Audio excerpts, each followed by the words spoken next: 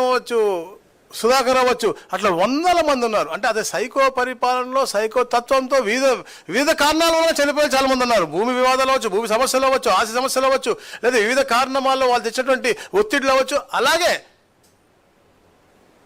వారు ఏదైతే మానసికంగా మహిళల్ని కూడా వేధించారో అలాంటి వారు కూడా కుంగిపోయినటువంటి పరిస్థితి మన వారి పరిపాలన చూసాం. కానీ ఈ రోజున గౌరవ ముఖ్యమంత్రి గారు, వారి తనయులు ఎప్పుడు కూడా ఈ కూటమి ప్రభుత్వం సుభిష్టంగా ఉండాలి, రాష్ట్రం సుభిష్టంగా ఉండాలి, కూటమి ప్రభుత్వం కలకాలం ఉండాలి, ఒక 20 సంవత్సరాలు నడిస్తేనే రాష్ట్రం బాగుంటుందని చెప్పేసి పవన్ కళ్యాణ్ గారి సలహాలు, మోడీ గారి ఆశీర్వచనతో పునర్నిర్మించాలని చెప్పేసి ఈరోజు ఇన్ని ఇన్వెస్ట్మెంట్స్ తీసుకొస్తా ఉన్నారు. మన సిఐఐ అవ్వచ్చు, ఈరోజు దావోస్ అవ్వచ్చు, లేకపోతే దానికి ముందు ఒక స్పెషల్ డ్రైవ్గా లోకేష్ గారు, చంద్రబాబు గారు విదేశాలకు వెళ్ళి తీసుకొచ్చి ఈరోజు గూగుల్ రానియండి, టీసీఎస్ రానియండి, లేకపోతే కాంగ్రెసెంట్ రానియండి, లేకపోతే ఇవాళ వస్తున్నటువంటి ఆర్సెనల్ మిట్టల్ అవ్వచ్చు కూడా, ఇవన్నీ కూడా క్రెడిట్ చోరీ అంటాడు. అసలు క్రెడిట్ చోరీ అంటే నేను అదే చెప్తా, ఏంది క్రెడిట్ చోరీ?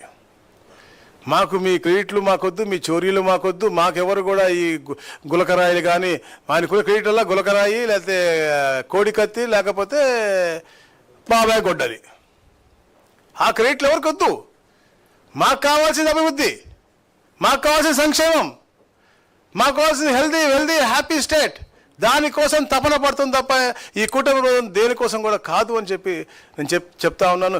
ఎన్నో వైబ్రెంట్ మోడ్లో ఎన్నో ఫెస్టివల్స్ చేస్తూ ఉన్నాం. ఒక పక్కన రేపు విశాఖ ఫెస్టివల్ వస్తూ ఉంది, లేకపోతే మొన్న విజయవాడలో మనం దుర్గామాత ఫెస్టివల్ మనం దసరా ఫెస్టివల్ బ్రహ్మాండంగా చేసాం.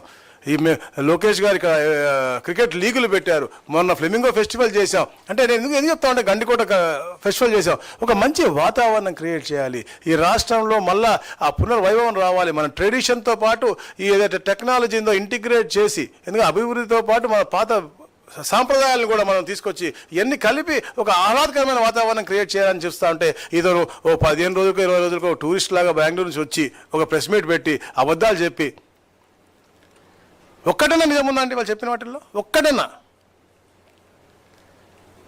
అన్ని అబద్ధాలు. మళ్ళీ ఇది ఒక కొత్త స్లోగను. ఏమంటే ఇద్దరు వ్యక్తులు వాళ్ళు గ్రామంలో జరిగితే, వాళ్ళ గొడవ జరిగి ఏదో జరిగి దాన్ని కూడా శవ రాజకీయాలు. మొన్న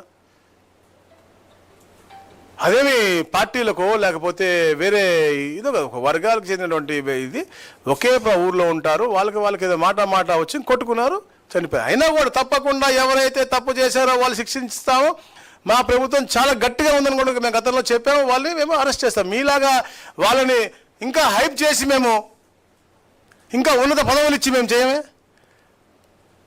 మీరు డోర్ డెలివరీ చేసిన వాళ్ళు తీసుకొచ్చి మీరు కౌన్సిల్లో పెడతారు, లేకపోతే మీ ఎంపీలు భూత్తరమైనటువంటి కార్యక్రమాలు చేస్తే మీరు ఇంకా వాళ్ళకి చప్పట్లు కొట్టి మీరు వాళ్ళని మీరు ఉత్తేజపరుస్తారు. మా దగ్గర అట్లా ఉండదు.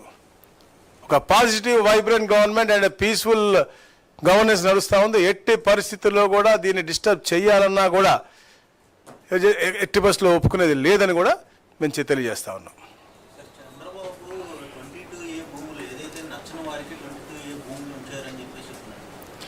మేము వచ్చిన తర్వాత ఎంతో ఎక్సర్సైజ్ చేసి నేను చెప్పా, అసలు ఈ రీసర్వే పెట్టి ల్యాండ్ టైటిలింగ్ యాక్ట్ తెచ్చింది అంటే ఎప్పుడు వచ్చినప్పటికి కూడా ల్యాండ్ టైటిలింగ్ యాక్ట్ తేవడానికి కారణమే ఆ 22A బెదిరించి లాక్కోవడానికి ఆ ప్రభుత్వం. 2019-24లో ఎవరైతే ఇవ్వనంటారో మాకు భూములు అమ్మాలి, మాకు ఎవరాలో మీరు చెప్పి 22A పెట్టిన పరిస్థితి మా దగ్గర సరళీకృతం చేసి బ్రహ్మాండంగా మా special chief secretary Sai Prasad గారు, జయలక్ష్మి గారు, మేము ఎన్నో అధ్యయనాలు చేసి దాని తర్వాత సీఎంఓలో కూర్చుని ఈ ఒక వే ఫార్వర్డ్ ఒక కార్యాచరణ మేము రిలీజ్ చేశాం కూడా. ఇప్పుడు మీకు రెవెన్యూ క్లినిక్లు జరుగుతూ ఉన్నాయి, బ్రహ్మాండంగా 22A రిలీజ్ అవుతూ ఉన్నాయి. ఏ అయితే ఎండోమెంట్స్లో లేవో, లేదా ఫ్యామిలీ డిస్ప్యూట్స్లో లేవో, లేకపోతే ఇతర ఏదో చెయ్యలేనటువంటివి ఉన్నాయో అవి తప్ప మిగతా అన్నీ కూడా 22A రిలీజ్ చేస్తూ ఉన్నాం. ప్రతి కలెక్టరేట్లో కూడా ఈరోజు మనం చూస్తుంటే ఒక పాజిటివ్ వాతావరణంలో ఈ రెవెన్యూ క్లినిక్లు జరుగుతూ ఉన్నాయి.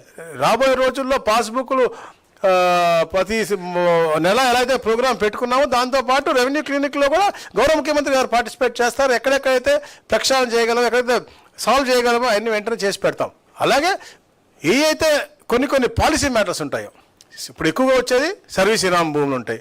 అంటే దానికి ఒక పాలసీ మ్యాటర్ ఉంటుంది కావాలి. దాన్ని మేము జీవోఎంలో పెట్టాము. దాన్ని చాలా క్లియర్గా ఎలాబరేట్గా డిస్కస్ చేస్తాను. మా రిపోర్ట్ మేము సీఎం గారి దగ్గర తీసుకెళ్తాం. అలాంటి కొన్ని క్లియర్ అయిపోతే లార్జర్ ఇంట్రెస్ట్ ఏదైతే గౌరవ ముఖ్యమంత్రి గారు వెరీ క్లియర్గా ఉన్నారు, ఎక్కడన్నా కూడా లార్జర్ ఇంట్రెస్ట్లో పేదవాడికి మంచిగా జరుగుతుంది అంటే తప్పకుండా ఆ సబ్జెక్ట్ మీరు ప్రిపేర్ అయ్యి మీ జీవోఎంలో డిస్కస్ చేసి తీసుకురండి. మనం తప్పకుండా పేదవాడికి మేలు జరిగే కార్యక్రమం చేద్దాం. ఎందుకంటే ఎన్నో భూములు ఉంటాయి, కొన్ని భూములు ఉంటాయి, అవి ఎప్పటికీ మనం వాళ్ళ దగ్గర తీసుకోలేము, మనం అనుభవించలేము. అవి వాళ్ళ అనుభవాల్లోనే ఉంటాయి. కొన్ని 100 సంవత్సరాల నుంచి తాతల నుంచి ఉంటారు. సో ఎట్లా వాళ్ళకి మనం చేస్తే బాగుంటుంది, ఎలా పేదలకు న్యాయం చేస్తే బాగుంటుంది ఆలోచించే నాయకుడు చంద్రబాబు నాయుడు. ఎవరి భూమి ఎక్కడ ఉన్నా కూడా లాక్కుందాం అనుకున్న అతను మాజీ ముఖ్యమంత్రి. ఎవరు అమెరికా వెళ్ళిపోతే మనం చూసాం, ఒంగోలులో అమెరికాలో ఉంటే ఇక్కడ డూప్లికేట్ ఆధారాలు పెట్టుకుని బిల్డింగ్ కట్టేసిన పరిస్థితి మీ గతంలో మీకు గుర్తుందో లేదో పత్రికా సోదరులకి. ఈ 18 నెలల్లో ఎక్కడ కూడా అలాంటిది ఒక్క మాట విన్నారా మీరు? ఎవరన్నా చేస్తే పీడీ యాక్ట్ పెడతామని చెప్పేసి కూడా మేము అసెంబ్లీ సాక్షిగా గౌరవ ముఖ్యమంత్రి గారు చెప్పారు. This is how our government works. వాళ్ళు ఊరికనే 20 రోజులకోసారి వచ్చి మేము ఇట్లా మేము అట్లా మేము చేసామని చెప్పి మళ్ళీ క్రెడిట్ చోరీ అని చెప్పి ఒక కొత్త టెర్మినాలజీ వాడటం నిజంగా హాస్యాస్పదంగా ఉంది. జాతీయ స్థాయిలో గుర్తింపు వచ్చింది. మహారాష్ట్ర, కేరళ, ఉత్తరాఖండ్ రాష్ట్రాలు వచ్చి పరిశీలించి అప్రిషియేషన్ కూడా చేశాయని జగన్ అంటున్నారు. పరిశీలన కాదు నేను చెప్పేది, 2018లోనే మనం ఈ కార్యక్రమం ఈ ప్రక్రియ స్టార్ట్ చేసాం. గెజెట్ ఉంది, కార్ స్టేషన్స్ అప్పుడే మనం పెట్టాం. ప్రతి 50 కిలోమీటర్కి ఒక కార్ స్టేషన్ ఉండాలనేది అప్పుడే పెడితే, రోబోట్స్ ఎట్లా చేయాలని పెట్టాము. Initiation its government of India initiated program 2008లో, ఇప్పుడు కాదు అది. దాని తర్వాత ప్రక్రియ 2017లో అయితే 17లో 32 కోట్ల రూపాయలతో ఆ రోజున ఇవన్నీ కావాల్సిన ఇన్స్ట్రుమెంట్స్ అన్నీ కొన్నది 2017-18లో కొన్నాం. దాని జీవోలు కూడా మీ అందరికి కూడా ఇస్తాను నేను. కొన్నాం. దాని తర్వాత వీరు స్టార్ట్ చేశారు.